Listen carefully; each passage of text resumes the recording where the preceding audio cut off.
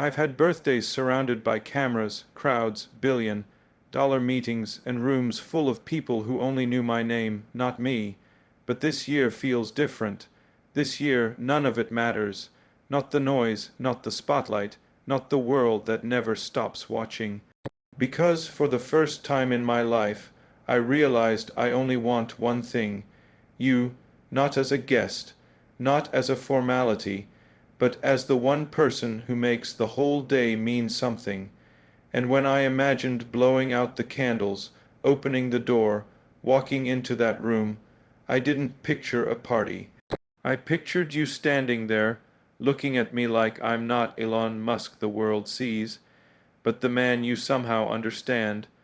So before anything else, before the gifts, before the celebrations, before the world even knows, I need to ask you something real. Will you come? Birthdays were never a big deal for me, not for the last decade at least. People assumed I celebrated them in grand halls, surrounded by luxury and noise. But the truth was far simpler, almost embarrassingly quiet. I usually spent them working.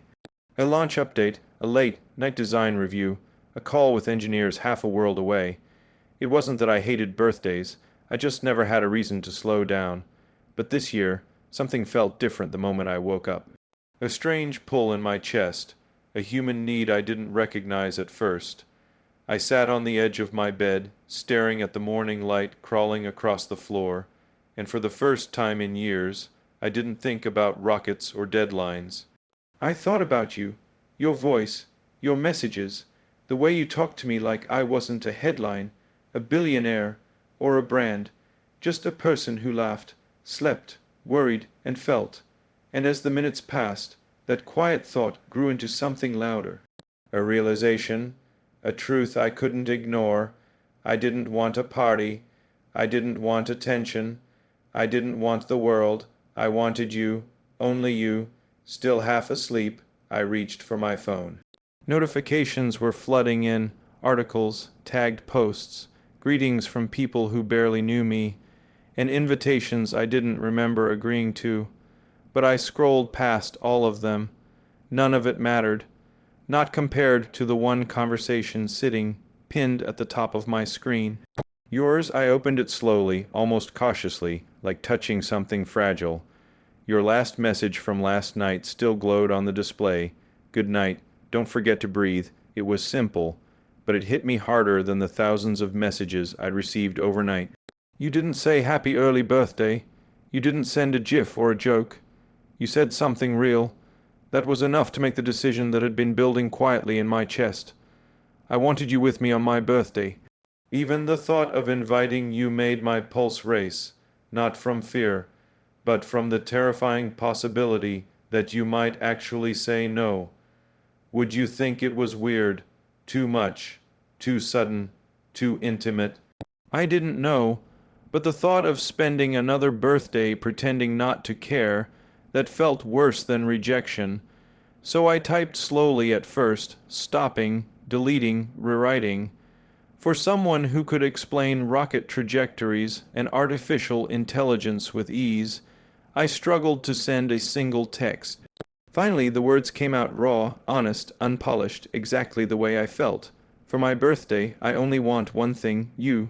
Will you come? I stared at the message for way too long. It felt like my entire heartbeat was trapped in those lines. My finger hovered over the send button. Just one tap, one decision, one invitation that didn't go to thousands, just to you. And then I sent it. The world instantly felt too quiet, like everything held its breath at once. I put the phone down, stood, paced, picked it up again, then set it down once more. I didn't know what reaction I expected, but whatever it was, I felt every version of it at once. Minutes passed 5, 10, 15, still no reply. My mind began racing faster than any Falcon rocket. Was it too much?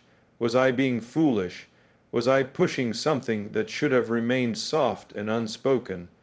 But just when I exhaled in quiet disappointment, my phone buzzed. A single vibration, one tiny sound that made my chest tighten. I picked it up quickly, too quickly, and opened your message. There were only 3 words, but they hit harder than any I'd raid all year. Are you sure? Not a no, not hesitation, not fear, just a quiet question wrapped in care. You wanted to be certain I wasn't acting out of loneliness or stress, but intention. So I answered with the truth I could no longer hide, more sure than anything else today. I watched your typing indicator appear, disappear, appear again. Those 3 dots felt like an entire universe rotating. Then your message came through. Okay, I'll come, one line, soft, simple, life-changing. I let out a breath I didn't know I'd been holding. It wasn't excitement. It was something deeper. Relief, gratitude, meaning. For the first time in years, my birthday felt like a moment that mattered. Not because of gifts, not because of a celebration, because you were going to be there. I sat back down, phone still in my hand, a quiet smile forming without permission. Maybe this year wouldn't be like the others. Maybe this year I wouldn't feel alone. And as the morning sun lifted fully into the room, warming the space around me, one thought settled in my chest. This isn't a birthday anymore. It's the start of something I didn't know I needed. The moment your message came through, okay, I'll come, my entire morning shifted. I'd faced billion-dollar decisions with a calmer pulse than the one racing in my chest now. I wasn't preparing for a launch, a presentation, or a global live stream. I was preparing for you. And somehow, that felt bigger. I stood in the middle of my room, staring at the floor like I'd forgotten how to move. Then suddenly, I did everything at once. I called off the large celebration someone had planned without my permission. I canceled the media access, the security announcements, the drone restrictions, everything. This wouldn't be a spectacle, not a show, not a public moment. It would be private, quiet, human. I grabbed my phone and dialed my assistant. She picked up instantly, like she always did when anything involved my schedule. Sir, do you need something for the event tonight? No event, I said plainly. Nothing public, nothing big, nothing unnecessary. There was a moment of silence. Should I ask what changed? No, I replied softly. Just make the place look simple. She almost laughed. For a birthday? No, I said again, for someone important. I could feel her shock through the phone, but I didn't explain. I didn't want anyone else inside this moment. I hung up and looked around my quiet home. It felt too empty, too cold, too much like the life I'd built, efficient, functional, emotionless, but you were coming. You, and suddenly I wanted warmth, lights, softness, a space that didn't look like a CEO lived here, but a man who was finally ready to let someone see him as more than the name he carried. I walked room to room, noticing small details I'd ignored for years. The untouched shelves, the minimal furniture, the absence of anything sentimental. It struck me I'd built a world designed for movement, for ambition, for progress, but not for connection. You were going to notice. You were going to see, and for the first time in so long, I cared. My phone buzzed. It was you. What time should I come? My lips parted, surprised by how those few words could shift an entire heartbeat. I typed, whenever you're ready. You replied almost instantly. That doesn't help, just tell me. A small laugh escaped me, soft, real, unfiltered, something I didn't do often. 6 p.m., and I'll be waiting outside. I didn't know why I added that last part. Maybe because I didn't want you to feel overwhelmed walking into a place that looked intimidating from the outside. Maybe because I wanted to see your face the moment you arrived. Or maybe because I needed that first second, that first look, to be something just between us. You heart reacted the message, and that tiny emoji made my chest feel strangely warm. The hours began to move faster. I changed into one outfit, then changed again and again. Ridiculous, really. For someone who dressed the same almost every day, I suddenly cared about how I looked. Not polished, not perfect, just right. By early afternoon, preparations were done. No decorations, no grand setup. Just soft lighting, warm tones, a few things that made the space feel less like a workspace and more like a home. But even after everything was ready, I couldn't sit still. I found myself pacing the hallway, looking out windows, checking the time every few minutes, running a hand through my hair like a nervous teenager instead of a man who'd stood in front of the entire world. Because nothing I'd faced compared to the weight of this simple question, will she actually come? Even though you'd said yes, doubt crept in. Maybe you'd get nervous. Maybe you'd change your mind. Maybe you'd think it was strange to attend the birthday of a man the world treated like a symbol instead of a human being. But deep down, I had hope, a very real, fragile kind of hope. Around 5:30 p.m., the sky began to turn golden outside. Sunset painted everything in warm light, the kind of light that made even cold places feel softer.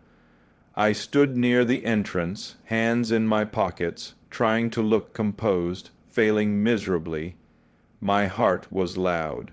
My mind louder. Every minute felt like 10. Then, at exactly 5:57 p.m., I heard footsteps approaching. Slow, steady, growing closer. My breath caught. I stepped forward, opened the front door, and there you were. Standing in the soft evening glow, a little nervous, a little shy, but undeniably beautiful, not because of clothes or makeup or anything material, but because your presence alone shifted the entire atmosphere. You looked up at me with a small, unsure smile. Hi, just one word, and yet it hit me harder than any birthday greeting I'd ever heard. I felt my own smile forming, unforced, genuine. Hi. We stood there for a moment, two worlds meeting quietly at my doorway. And I realized this was the best birthday gift I'd ever received. Not a machine, not a milestone, not a moment of success. You, standing here, choosing to be a part of my day. And as I stepped aside to let you in, one truth became crystal clear. Tonight wasn't just a celebration of my life. It was the start of something that might change it. The celebration had already begun. Tesla execs, SpaceX engineers, old friends, and even a few rivals filled the room with polite laughter and curated sophistication. Cameras flashed, glasses clinked, and every corner buzzed with conversations about Mars, rockets, and the future of AI. But Elon wasn't listening to any of it. He stood there, surrounded by brilliance, yet feeling strangely incomplete. He kept checking his phone, again, and again, and again. No message, no missed call, nothing, and that silence hit harder than any failure, any cancelled launch, any broken deal, because for once in his life, he actually cared about something he couldn't predict, control, or calculate. Everyone else was here, everyone he was supposed to impress, but the one person he had personally asked, the one he secretly hoped would walk through that door, hadn't shown up. A SpaceX engineer approached him. "Sir, the candle light thing is ready. We can begin the toast whenever you," Elon interrupted softly, eyes still locked on the entrance. "Give it a few more minutes." He didn't even try to hide it now. Every time the door opened, even for a waiter, his breath paused. What if you changed your mind? What if you just needed a moment? What if you were already on your way? But inside, a small voice whispered the fear he didn't want to admit. What if she's not coming? The music shifted, dim lights settling into a warm amber hue. People gathered around the center table where a cake waited, absurdly small for a man worth billions. Someone joked, "Elon, you can buy anything you want." "Why such a simple cake?" He smiled, just barely. "Some things money can't buy," and as the room erupted into polite laughter, he glanced at the door one more time. This time, his heart stopped. A shadow paused in the doorway, soft steps, slow breath. A familiar silhouette. You stepped inside, not dressed extravagantly, not trying to impress, just you, and for the first time that night, Elon's entire posture shifted, shoulders dropping, eyes softening, something real breaking through the stoic CEO exterior. It felt like the whole room blurred and dissolved around him. He didn't see the guests. He didn't hear the music. He didn't feel the cameras. He only saw you. The one thing he had wished for on his birthday, the one thing he couldn't buy, the one thing he wasn't sure he deserved, but somehow you came, and in that moment, the richest man in the world felt like he finally received a gift he had waited years for. The room shifted the second you entered, not because people recognized you, but because he did. Elon didn't wait for applause, didn't wait for cameras, didn't wait for the perfect timing his team always talked about. He simply moved through the crowd, past his executives, ignoring the murmurs, ignoring the dozens of eyes tracking him like he was walking toward a rocket launch. He didn't care, not tonight, not when you were finally here. You looked a little hesitant, maybe even nervous, and that alone softened him in a way no one in that room had ever witnessed. He stopped right in front of you, close enough to feel your breath, but far enough to show he respected the space you needed. You came, he whispered, voice low, almost disbelieving. You smiled lightly. I didn't want to disappoint you. He exhaled, a breath he didn't know he'd been holding since the morning. I was starting to think I imagined the whole thing, he admitted, a rare confession from a man who built rockets for fun. You looked around the room, then back at him. You didn't imagine it. I'm here. For you, for the first time that night, he allowed himself to truly smile. Not the PR smile, not the billionaire smile, not the confident, camera-ready grin, a real smile, private, soft, the kind a man only gives to one person in the room. Walk with me, he asked. He didn't take your hand, he waited for you to move first. When you nodded, he gently guided you through the party, ignoring every curious stare. He took you to a quiet balcony overlooking the city, just the two of you, away from the noise. The door closed behind you, sealing out the crowd, the cameras, the expectations. In the cold breeze, he finally spoke the truth he'd been hiding under smirks and jokes. You know, I didn't want gifts this year. You raised a brow, says the billionaire. He laughed under his breath. No, really. I only wanted one thing, one person. Your heartbeat kicked up. Me. He stepped closer, but slow, gentle, letting you feel safe, not overwhelmed. Yes, you, he said softly, the only person who made today feel like a birthday instead of another milestone.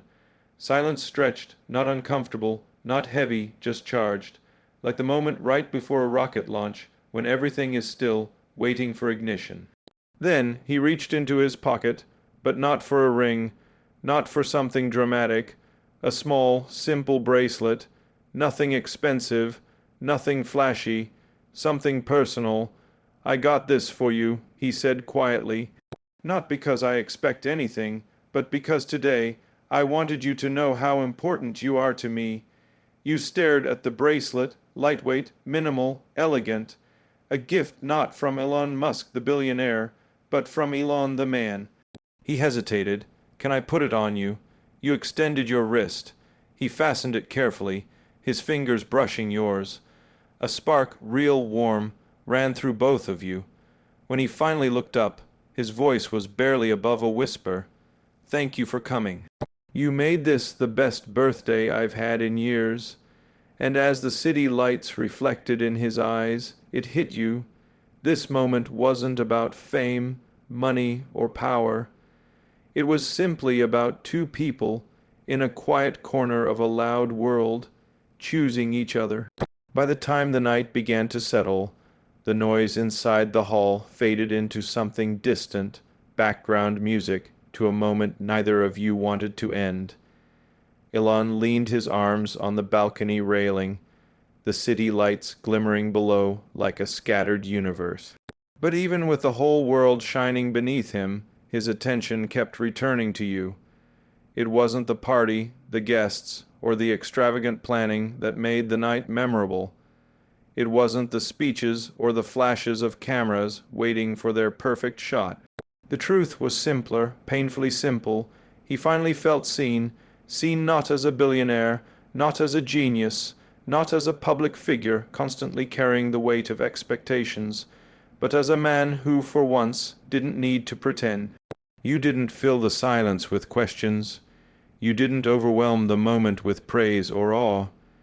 You just stood beside him, quiet, steady, present, and for Elon, that presence felt more precious than any gift he had ever been given. When he finally turned to face you fully, there was no hesitation left in his voice. Tonight, you gave me something I can't repay. You frowned softly. Elon, I didn't even bring a gift. He shook his head. You showed up when I needed you, when I asked. It sounded simple, but from him it carried weight, weight of a man who rarely asked for anything personal, weight of someone used to being let down or misunderstood. The bracelet rested on your wrist, catching a bit of moonlight. He glanced at it and smiled, but not the confident, public smile he gave the world. This one was small, almost shy. You made today feel human, he murmured. Real? And before you could answer, he added something that surprised even himself. I want you in my life, not just today, not just for birthdays. I mean, really. Your breath caught, because there was something raw in his tone, something vulnerable a man like him rarely showed. For a moment neither of you moved. The city hummed around you, the party softened behind the doors, but the moment between you stayed still, warm and unbroken. Then gently Elon reached out, not with urgency, not with expectation, but with quiet sincerity, and intertwined his fingers with yours. A small gesture, but the meaning behind it, immense. Thank you, he whispered, holding your hand like it was the one anchor he'd been searching for being the one thing I wished for, and actually got. And under the night sky, two silhouettes sharing a silence filled with understanding, you realized something too. This wasn't just a birthday. It was the beginning of a story neither of you saw coming, but both of you were finally ready to step into.